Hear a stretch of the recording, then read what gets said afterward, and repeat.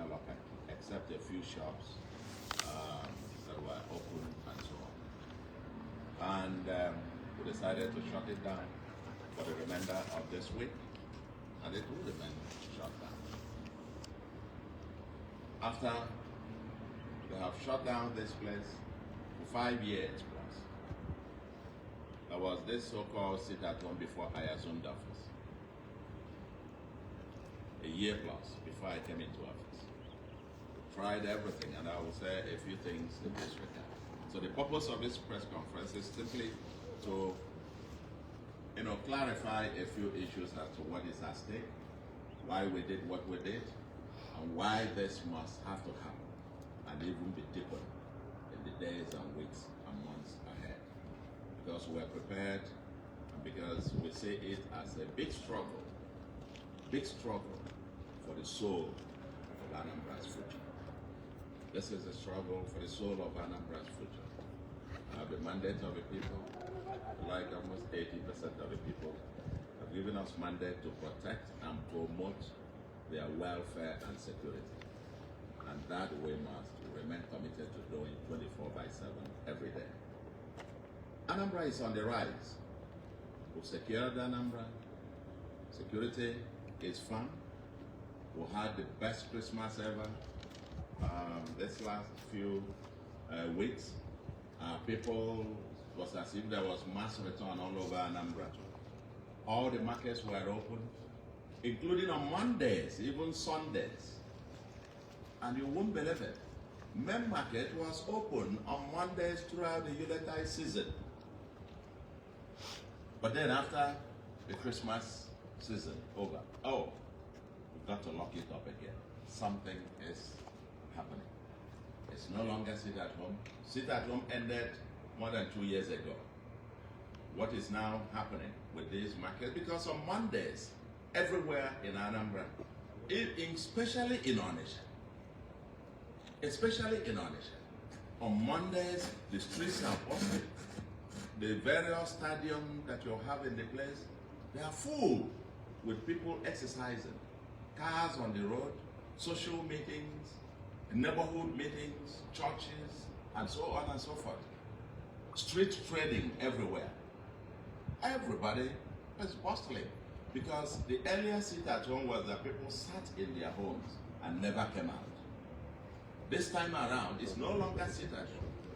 It's now plain laziness because what you've done for like 2, 3, 4, 5 years becomes like culture. We've become used to it. And therefore, by reflex action, we have to be aware. And we are redefining a new calendar for Anambra and the Southeast, that you are open for business from Tuesday to Saturday or to Friday, as the case may be, while the rest of the world has a different kind of calendar. No. There's now some deliberateness about what is going on. Sabotage, criminal intent to keep Anambra and the Southeast behind. And we are determined to fight this with everything legal to make sure that we come to an end to this. Like I said, security restored, investors are pouring in. Christmas that we had like no other, where everybody traded every day, including Sundays. We cannot realize the potentials of Anambra without defeating this particular evil, because it keeps dragging us back. How did we get here? Before I became governor, that was sometime I think early 2021, they began this stuff, sit at home, which was ordered by I don't know who, as a way of protesting the arrest of Mazen Nnamdi Kanu. But when I assumed office, we engaged all stakeholders, everybody in the discussions. And we had several releases by IPOB denouncing the sit at home itself, that they did not support it.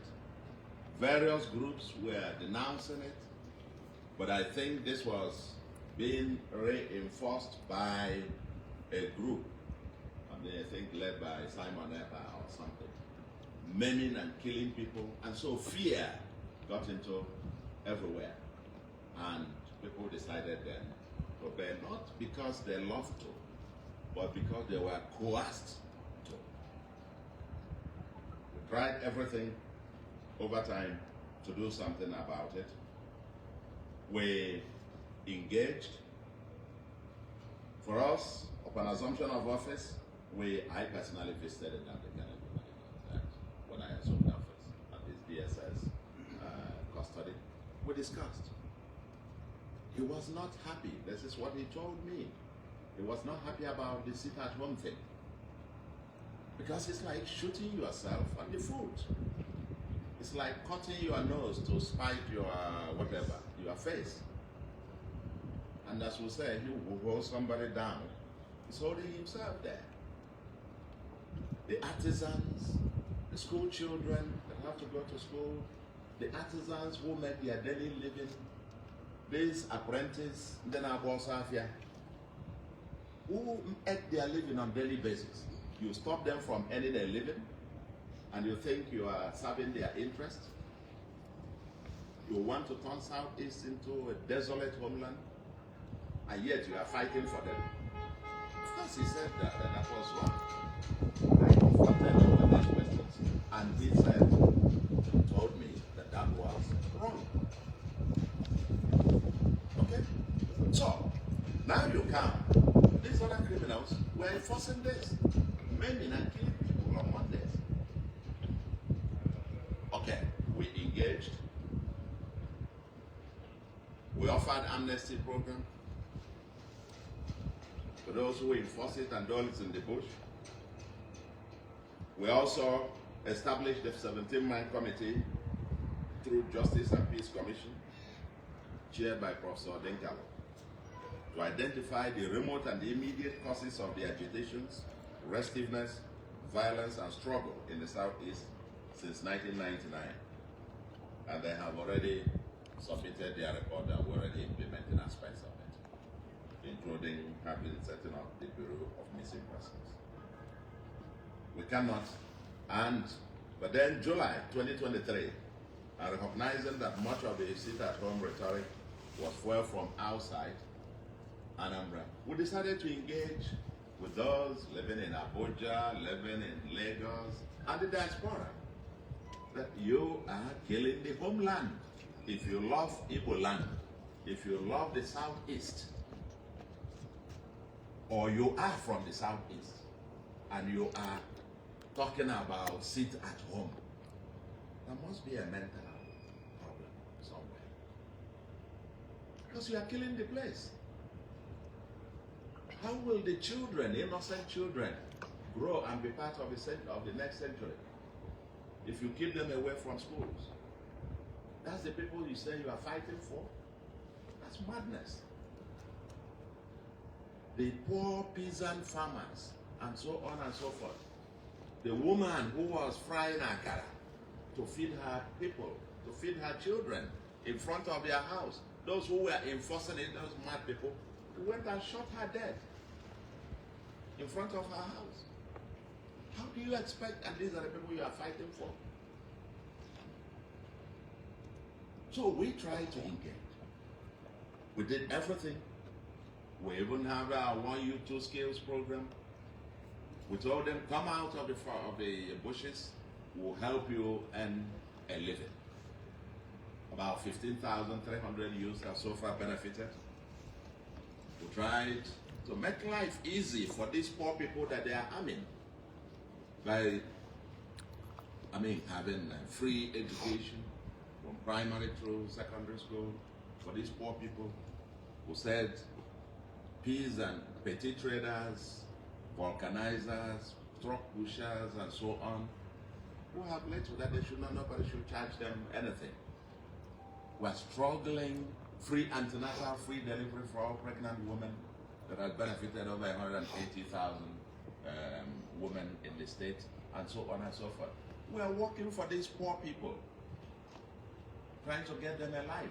But then some other people are elsewhere trying to inflict monumental pain on them every week. every week that you don't have, but I'll come to that in a moment. And that's a point for you to note. You've got to ask yourself, why Anambra? Why Anambra? Why Onitsha in particular? Because as I drove out here on Monday, you know here you are in Awka. You know, you go to a Koka, you go to the markets, everybody's going about their business. You know, you drive down to or through Onitsha, everywhere is busy. Why do they target Onitsha and the Nnewi markets? This is something for everybody to think about. Why? You go around Onitsha, and majority of the people doing this are not from Anambra. Majority of the people doing this are not from Anambra. It's food for thought. And I will say that we came in first. We didn't want to come with any force or coercion. We had meetings, multiple meetings with leaderships of various markets. I was in one of them. I visited some of the markets, the main market particularly, I visited it. Asked them to open the main market. Because as you come everywhere else, I drove through Ochanja the same Monday. All the streets, street trading everywhere. So anybody talking about, oh, it's because of insecurity, it's madness. Because the same Onitsha, all the streets are filled with traders trading on the streets, but then they lock up the shops at the main market. They lock up the shops at the major markets. It's no longer sit at home, because sit at home meant you sat in your home. But now everybody is in the streets, but doing everything else but opening their shops.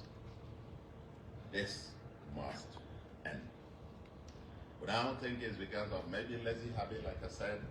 When an abomination has lasted for a year, people try to normalize the abnormality. Make it normal. Mondays you do something else. You know. No. The rest of the world cannot adjust to our own calendar. We must adjust to the calendar of the rest of the world if we want our people, the Southeast and Anambra State, to move forward. And I raised another puzzle. We've just discovered in main market, you have over 150 security persons working there.